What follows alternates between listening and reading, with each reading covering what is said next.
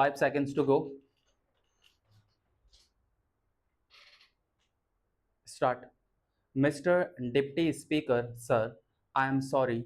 I cannot agree with my friend where he has said that the railways are serving the rich people more and better than the poor people. This statement is absolutely not correct.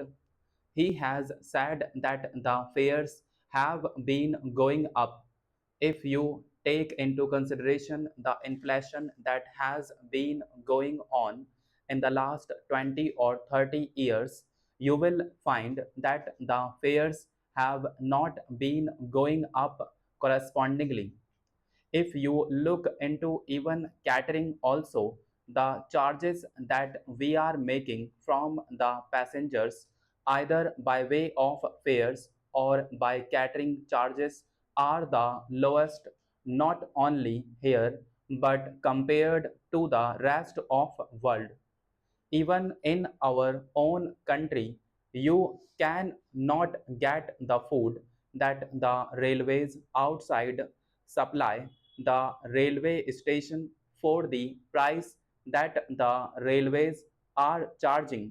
I do not think the railways are exploiting the poor people at all. Secondly, the railways have rendered a tremendous lot of service to people, especially the middle class and, of course, all other people by starting the super fast expresses and running them efficiently and safely on the whole. I have only one small criticism to make in this connection, and that is the proposal to raise the platform ticket fee from 1 rupee to 3 rupees is a very unwise thing to do, and the demand of the House from all sides is that it is a thing which is a very serious matter for the people and which the Honorable Minister as well as the Cabinet should take a serious notice of. I sincerely hope that by the time the Honorable Minister begins to make his final statement either today or tomorrow or even after the consideration of the supplementary demands, government would find it possible to go back again to the earlier fee. Having said that, I have got to sound a note of warning in regard to the new trend of discussion that has been started in this house from the time that my friend had taken charge of the railways. He initiated the idea that the railways should not be asked to make any contribution to the general revenues on account of the 1000 crores of rupees that have been invested and more of it also which is being invested on the railways. I do not agree with him. Honorable Chairman, sir, I thank you for giving me an opportunity to speak on the motion of thanks on the President's address. We know that it is customary that a President's address, though delivered by the Honorable President, is basically the government's policy which has been written by the government, and it is only through her that the government's policy is expressed. To add more evidence to that, our Honorable President, being a scheduled tribe person, has not been able to mention even a single word about the horrors which have happened in a northeastern state. If she had been given an opportunity, I am sure that she would have said at least a word of consolation or a word of confidence to the local people over there. It is sad that this government did not give her an opportunity to add even a single word or a single line to at least console the people of that region, to make them feel that they are also a part of this country and they are not alienated from this country. Sir, the president's address had a lot of points about development, growth, and GDP. This government has consistently been comparing what has happened in the last 10 years to the 10 years prior to that. If you look at India, it is a culturally rich country and it has a very long heritage.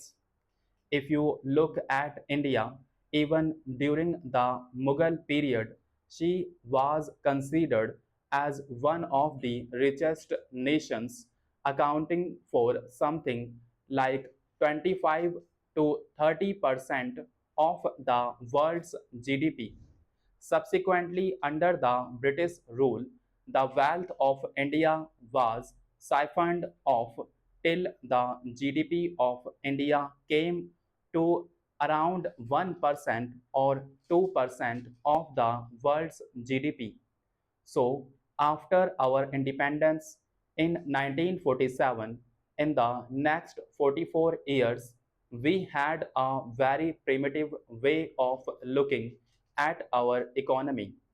In those days, the country was at a nascent stage, and we had to make sure that the freedom that we had achieved in a peaceful way was protected.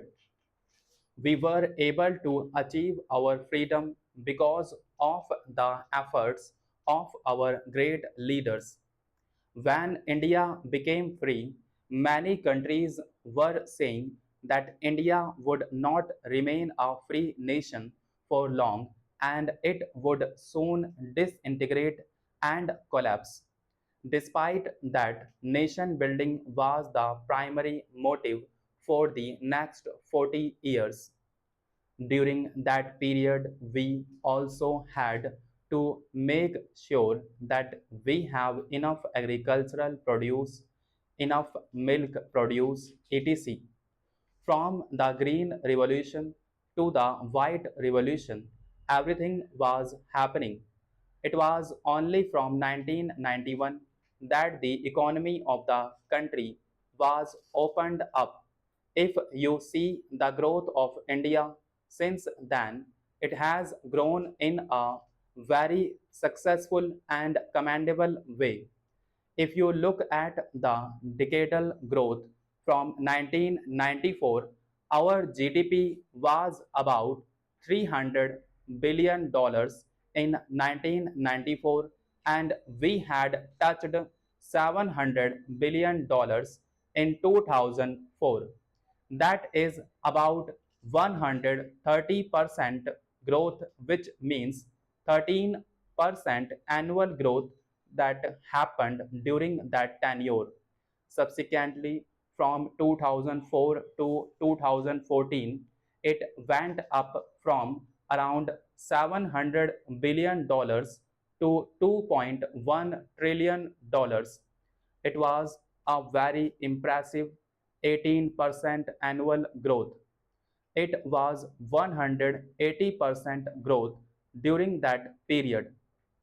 But if you look at what happened between 2014 and 2024, what was $2.1 trillion has only reached $3.3 trillion.